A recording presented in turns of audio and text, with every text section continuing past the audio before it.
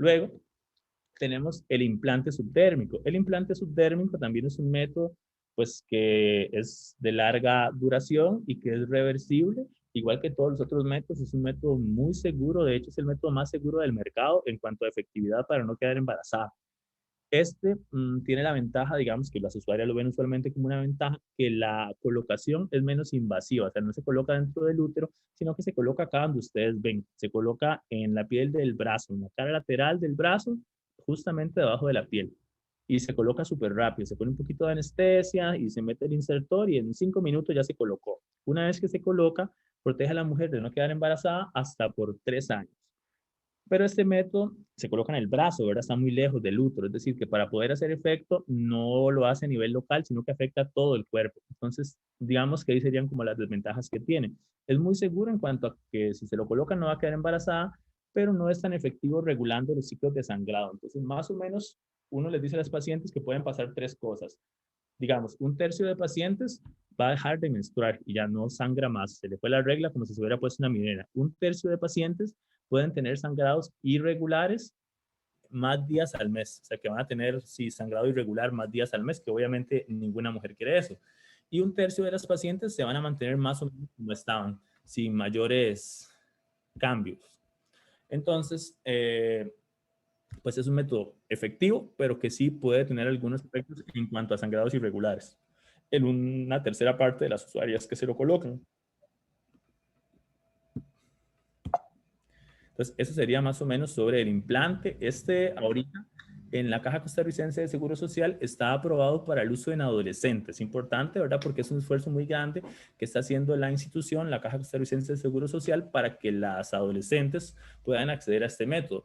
¿Por qué? Porque es un método muy seguro, porque realmente pues puede tener, como les dije, más o menos en una tercera parte de las pacientes un sangrado irregular, pero que se puede tratar y su efectividad previniendo embarazo adolescente es sumamente alta. Entonces, cualquier mujer que tenga menos de 19 años, 12 meses y 31 días puede acudir a cualquier centro de la institución y solicitar que se le coloque. No se colocan todos los centros, pero si no se colocan en el lugar al que a ustedes les corresponde, que usualmente no se va y no se coloca, pues de ahí la pueden referir al segundo o tercer nivel de atención en el cual sí se puede colocar.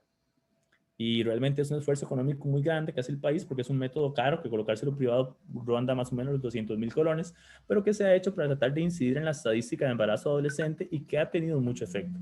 Por ejemplo, yo trabajo en el área de Turrialba, no sé si quieren ver el índice de la presentación, donde tenemos una población indígena cabecar sumamente alta. Entonces, bueno, ellas han estado utilizando esto y se ha disminuido de manera significativa la incidencia de embarazo adolescente en la población cabecar secundario al acceso a este método.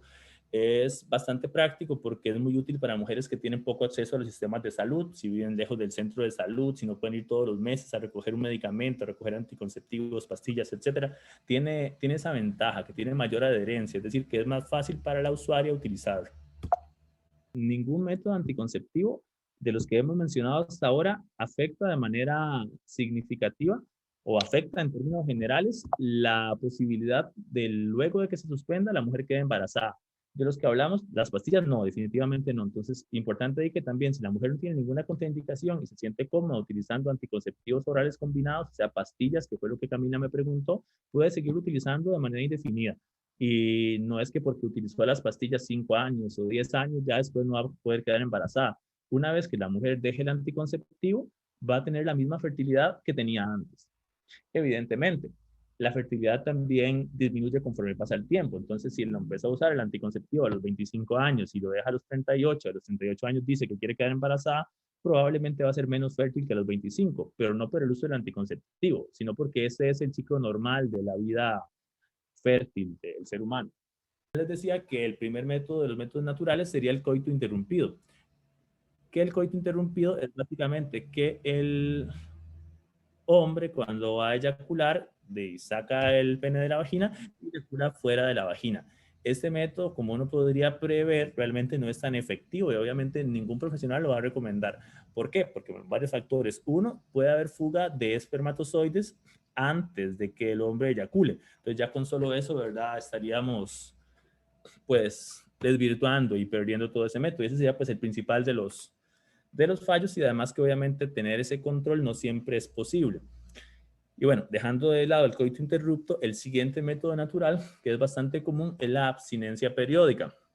La abstinencia periódica básicamente consiste en tratar de determinar cuáles son los días en los que la mujer es más fértil y simplemente esos días no mantener relaciones sexuales sin protección y el resto de días pues sí puede. Entonces vamos a grosso modo otra vez a recordar que el día 1 del ciclo menstrual es el día que empieza el sangrado y bueno, para poder usar el método de abstinencia periódica y que tenga cierta efectividad, se ocupan algunas características previas en la mujer.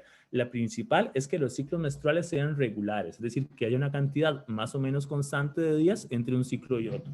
Entonces, una vez que tenemos esta característica cumplida, que sabemos que la mujer tiene ciclos menstruales regulares, lo que vamos a hacer es tratar de determinar más o menos qué día ovula. Entonces, para determinar más o menos qué día ovula, lo que vamos a hacer es que nos vamos a restarle 14 días al último día del ciclo menstrual. Es decir, si la mujer está teniendo ciclos menstruales que duran más o menos 30 días, al día 30 le vamos a restar 14 días. ¿De acuerdo?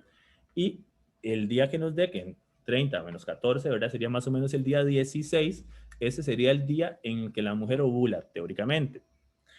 Y una vez que la mujer ovula, el óvulo permanece en las trompas más o menos 3 días. Entonces, la idea sería que bueno, esa es la teoría, que permanece 3 días, pero para darle más seguridad se recomienda ampliar este periodo de tiempo. Entonces lo que hacemos es que calculamos el día que ovula y en términos generales por lo menos 4 días antes y 4 días después de la fecha teórica de ovulación se considera que son los días más fértiles. Entonces en ese ejemplo, una mujer que tiene ciclos menstruales regulares de 30 días, el día esperado de ovulación sería el día 16. Entonces esa persona no podría tener relaciones sexuales sin protección a menos que desee un embarazo entre el día 12 y el día 20. El resto de días sí podría, ¿de acuerdo? Este es un método que es más o menos efectivo y que tiene una tasa de fallo de aproximadamente un 35% al año. Es decir, que es bastante alto. Ese sería el primer método natural, el de la abstinencia periódica, que es el más fácil también.